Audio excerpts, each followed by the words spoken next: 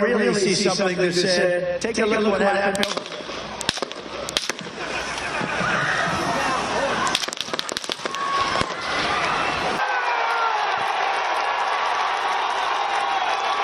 नमस्कार, मैं रजनीकांत, आप सभी का साथ में बहुत बहुत स्वागत है।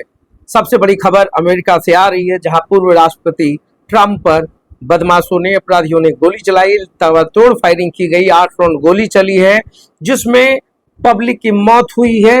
खुद ट्रंप के कान में गोली लगी है, उनको हॉस्पिटलाइज किया गया, तमाम चीजें हो गई। हालांकि दावा यह किया जा रहा है कि जिसने गोली चलाई उस संदिग्ध को पुलिस ने मार गिराया है। ये घटना कब की है, क्यों हुआ, इन तमाम चीजों पर हम लोगों की पहली निगाह है। तो मैं आपको बता दूं कि पेंसिल्वेनिया के बटलर में रैली के दौरान ट्रंप पे हमला हुआ। उस वक्त शनिवार के 6:30 बजे का वक्त रहा होगा, जो रविवार सुबह 4 बजे का वक्त बताया जा रहा है। अगर हम दोनों देश की बात करें, जो समय की बात की जाती है, दोनों में फर्क होता है। तो जिस वक्त यह घटना भारत में बताई जा रही है सुबह 4 बजे रविवार की, तो वही घटना वो शनिवार की 6:30 बजे की रही है। तमाम चीजें हुई, हालांकि तमाम जो सुरक्षा कर्मी उन्होंने उनको घेर लिया और फिर ताबड़तोड़ फायरिंग करने वाले अपराधी को मार भी गिराया है। हालांकि इस घटना में एक पब्लिक की मौत हुई है, समर्थक की मौत हुई है। पूरा देश स्तब्ध है। इतने बड़े मतलब अगर कहा जाए कि यूएस में तमाम चीजें, सुरक्षा एजेंसी सबसे उच्च स्तरीय होती है, बावजूद इसके ऐसा क्यों हुआ, कैसे हुआ? हमलावर को जस्मदीद की अगर माने तो हमलावर किसी छत पर टहल रहा था, वहां से उसने गोली चलाई है। हालांकि अब तक जो है कुछ भी बताने से परहेज किया जा रहा है, क्योंकि ये बहुत बड़ा मामला, हाई प्रोफाइल मामला है। संदिग्ध कौन था, क्यों उसने गोली चलाई, इन तमाम विषयों पर अब तक चीजें सामने नहीं आ पाई है। मगर नरेंद्र मोदी का ट्वीट जरूर आया है और उन्होंने कहा है कि मैं अपने मित्र ट्रंप के लिए प्रार्थना करता हूं कि जल्द से जल्द वो स्वस्थ हो जाए। और हर जगह से वही मैसेज आ रहा है, ट्रंप की शुभकामना को लेकर के हर कोई अपने अपने स्तर से प्रार्थना कर रहा है। मैं बता दूं कि पूरी जांच के बाद ही हमलावर की पहचान उजागर करने की बात की जा रही है। और पेंसिल्वेनिया पुलिस की प्रेस कॉन्फ्रेंस, हमले की वजह पता नहीं है। उन्होंने प्रेस कॉन्फ्रेंस तो जरूर किया है, मगर यह नहीं बताया कि हमला क्यों हुआ।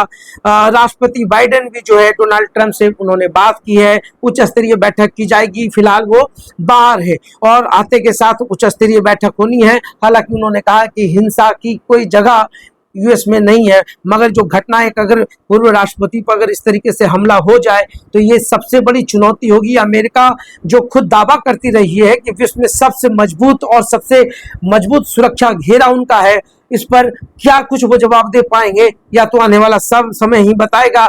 मगर हर जगह से, पूरे विश्व भर से जो ट्रंप पे हमला हुआ है उसको लेकर के प्रतिक्रिया चली आ रही है। ट्रंप ने बताया है जब वो डिस्चार्ज हुए हैं हॉस्पिटल से, तो उन्होंने बताया कि उनको लगा जैसे कुछ त्वचा से टकरा कर निकल गया। शूटर ने AR स्टाइल राइफल से 8 राउंड फायर किए हैं। ये एक मीडिया रिपोर्ट्स का अगर दावा सही है तो मैं बता दूं कि शूटर ने AR स्टाइल राइफल से 8 राउंड तक फायरिंग की थी। वो वेन्यू के पास ही एक इमारत की छत पर था और सूत्रों के मुताबिक गोलीबारी के समय शूटर करीब 250 मीटर दूर था। ओबामा बोले, मिशेल और मैं ट्रंप के जल्द स्वस्थ होने की प्रार्थना कर रहा हूं। इधर ओबामा ने भी प्रार्थना किया है जल्द से जल्द ट्रंप ठीक हो जाए।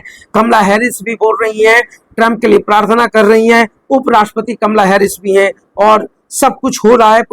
पूरे इस हमला के बाद जो है पूरे दुनिया में खलबली मची हुई है। इलॉन मस्क भी इस घटना से काफी स्तब्ध हैं, कह रहे हैं कि मैं भी ट्रंप के लिए प्रार्थना कर रहा हूं। जो तमाम चीजें हो गई यूएस में, और ये दुनिया के लिए सबसे बड़ी खबर है। इतने बड़े तामझाम सिक्योरिटी एजेंसीज और पूरे सुरक्षा घेरा का दावा करने वाले अमेरिका में, और उनके ही अमेरिका के पूर्व राष्ट्रपति पर हमला हुआ। हालांकि ऐसा पहली बार नहीं हुआ, इससे पहले राष्ट्रपतियों पर हमले का एक लंबा चौड़ा फहरिस्त है। मगर फिलहाल सारी दुनिया ट्रंप पर निगाह गड़ा कर बैठी हुई है कि क्या कुछ एक्शन बाइडेन लेते हैं, क्या कुछ होगा और इस हमले के पीछे की वजह क्या रही है। चुनावी माहौल चल रहा है यूएस में और रैली के वक्त में इस तरीके का हमला सही में चिंता का विषय है। तो देखते रहिए साथ। बहुत बहुत धन्यवाद।